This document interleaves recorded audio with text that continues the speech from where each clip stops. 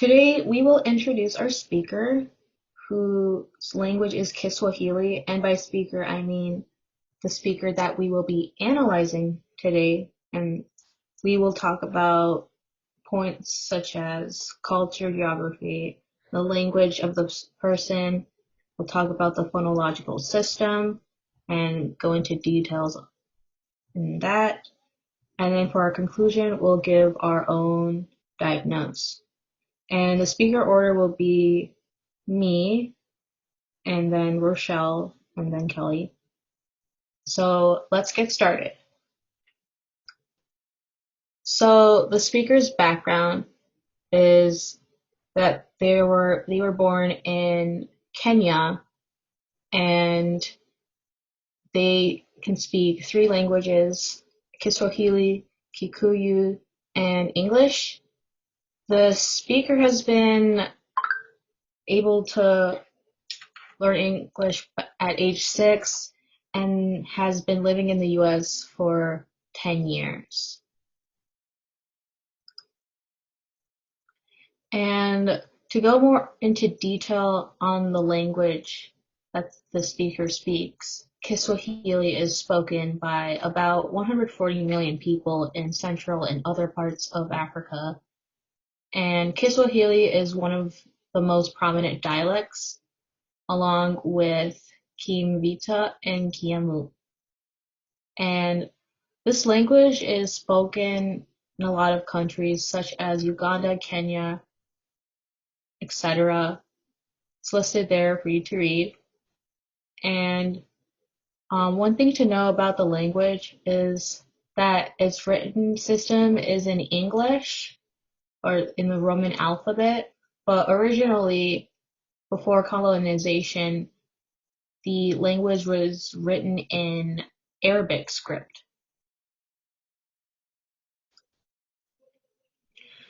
The culture is to put a few notes about the culture of the people who speak this language. They tend to be indirect communicators, and meaning that they don't like to say blunt statements or they're uncomfortable with blunt statements.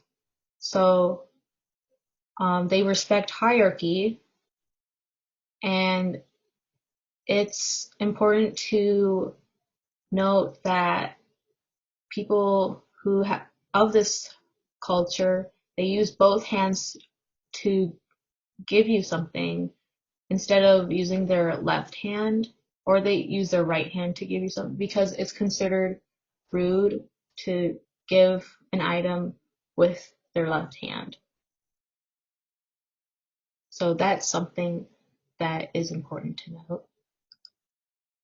And then I will hand this part off to Rochelle, who will be discussing segmental sequences and share the sample of the speaker. So go ahead, Rochelle. All right, so we're going to take a minute to just listen to our speaker real quick and play that real quick. Oh, I'll share it. Please call Stella. Ask her to bring these things with her from the store. 6 spoons of fresh snow peas, 5 thick slabs of blue cheese, and maybe a snack from her brother Bob. We also need a small plastic snake and a big toy frog for the kids. She can scoop these things into 3 red bags and go meet her Wednesday at the train station. Okay. So for the segmental differences, we noticed that the consonants, there were final obstructant, devoicing, and then interdental fricative to stop. For vowels, we noticed there was shortening, lengthening, raising, lowering, and nasalization. And then syllable structure change, we noticed that there was, we noticed that there was liquid deletion and cluster reduction as well. And then for the super segmental differences, we noticed that there was a stress on normal, like the speaker places a stress on normal content words, And then the tempo, the speech rate that the speaker was speaking at was 134.6 words per minute, which is kind of low for an average speaker who's like reading. But we figured that since the speaker's native language is not English, it makes sense that he reads it a little bit slower than a person who speaks natively English. And then intonation, we noticed that there was a rising intonation towards the end of each sentence, which also just is something that just shows that he probably lacks a little bit of confidence in speaking English as well. Moving on, I'll give it over to Kelly. Okay, so here is the consonant chart with most of the consonants used in Kiswahili. So the Kiswahili language consists of 36 consonant phonemes in total, most of which are pictured here on the consonant chart, but there are also a number of consonants used in the language that are not included in the consonant chart. And a lot of these are allophonic variations of the phonemes that are included on the chart. So some of those examples would be the aspirated consonants, so the phonemes P, T, K, and Ch can be pronounced with an aspiration. And then one of the more unique features of the Kiswahili language is its use of implosive consonants, which these are produced by inhaling air to the lungs during production instead of that expiration for the aspirated consonants. And then there are also 6 consonants that can be pronounced prenasalized. So those are all listed here, the prenasalized consonants that are used in Kiswahili. And then because the language is so heavily influenced by Arabic, you often see the use of these velar fricatives, which so that X there, and then the one that looks like the Y is voiced, and then the X is devoiced. And it's almost like a gurgling sound when you're like gurgling water or something, and there's no English comparison to either of these phonemes that, again, can be used in the in-loan words from Arabic. And then moving on to the vowel phonemes in Kiswahili, so all 6 of the vowel sounds used in the Kiswahili language can also be found in the English phonemic alphabet.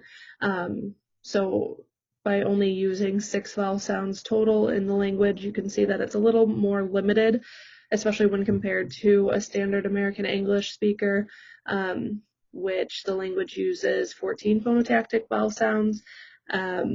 And those vowel sounds consist of 9 pure vowel sounds and then 5 diphthongs.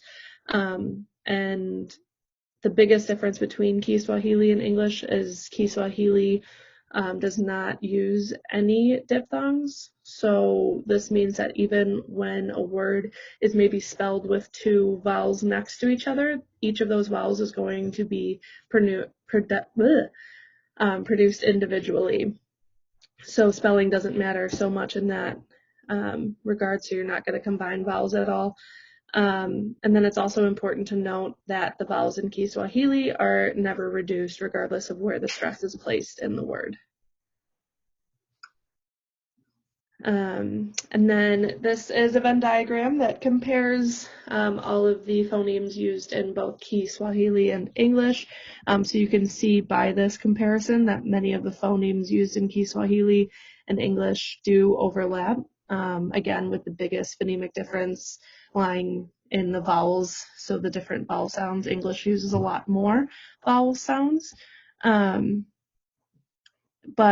even though just by glancing at the Venn diagram, it may look like there are more consonants used in Kiswahili, most of the consonants that are used in Kiswahili but not used in English are just allophonic variations of the consonants used in both languages. And then as far as intonation and stress patterns go, they are pretty similar in both languages. Neither Kiswahili or English are tonal languages, So your intonation of a word is not going to change the meaning of that word. And then as far as stress patterns go, you typically find that the last syllable of a word is going to be stressed in English, even though this isn't necessarily a hard and fast rule. And then in Kiswahili, the penultimate or the second to last syllable is usually what you're going to find to be the stressed syllable in a word. So as far as our diagnosis of our speaker goes, because the speaker has been speaking English from a young age, he learned it in an academic setting in Kenya, and then he's also lived in the United States for 10 years. So his phonemic differences from a standard American English speaker is really kind of what we would expect for, someone that is native in another language. And his differences probably are just more of an accent than anything.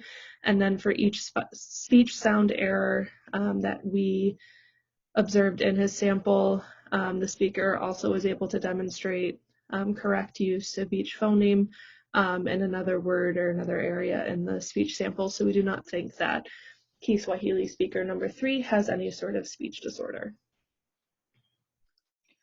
All right, so that concludes our presentation. Thank you everyone so much for watching and have a great rest of your day.